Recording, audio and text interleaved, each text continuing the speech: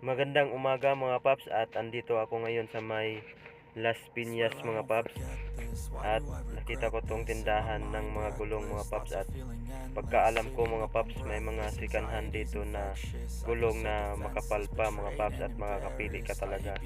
At dito ko na nakita yung gulong na sikanhan, at stock siya na Aerox at goods na goods pa mga paps, at mabibili mo lang dito na mura mga paps, at marami silang mapipilian na sikanhan na gulong. At ang binili ko dyan mga paps, yung stock ng Aerox na sa unahan ang kinuha ko. Medyo malaki talaga mga paps, pero goods na to pang bakbak sa joyride, kasi lagi akong bumibiyahe sa joyride mga paps. Kaya ayun, tinanggal niya yung gulong mga paps dyan, at kapalitan niya yan ng bago. At ang kagandahan dito mga paps, kung may pintura yung mags yung mga paps, meron silang pangtanggal na gulong na hindi magagasgasan yung pintura ng mags nyo kung meron mga pintura yung mga mags nyo. At sa akin naman mga paps, may pintura na, pero need na i-repaint mga paps, kasi may mga gasgas na. Kasi nung una kong pinagawaan ng gulong, sa gilid-gilid lang kasi undas pat ako naplatan, kaya ang ginamit niya yung manual na pangtanggal ng gulong, kaya hindi talaga maiwasan na mabakbak yung pintura. Kaya naghanap talaga ako na may mga machine na pangtanggal ng gulong, at quality na hindi siya matanggal yung pintura, at iingatan nila kasi may mga sapin sila.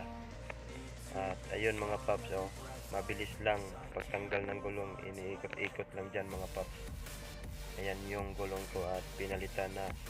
Wala pa siyang butas mga paps, pero sobrang nipis na, goods pa naman, hindi pa siya nakita yung ply ng gulong. At ito mga paps, yung stock ng Aerox sa unahan, at ito ang napili ko kasi sobrang kapal pa mga paps. Kaya yan talaga yung stock din ng Honda Click na gulong, yun din sana ang kukunin ko pang huli, kasi makapal pa. Pero mas nakakapalan ako dito na stock sa Aerox, kasi malaki pa at sa hulihan na ilagay.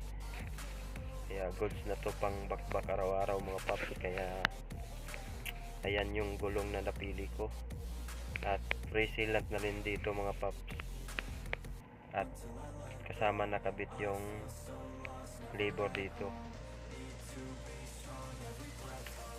Ayan paps, nilagyan na niyang sealant dyan mga paps yung gulong ko para quality. At yun mga paps, at na-timingan talaga na sobrang makapal pa yung stock ng Aerox, kaya kinuha ko na, at baka maunahan pa ng iba. Ayan mga paps, kinabit na ni kuya yung gulong ko mga paps. Ayan talaga, akala ko po masasayad siya sa yung cover ng gulong, kasi sobrang laki talaga mga paps. Pero sayad nga konti dito banda sa gilid, pero goods na to kasi sobrang kapal naman. At You know what comes next.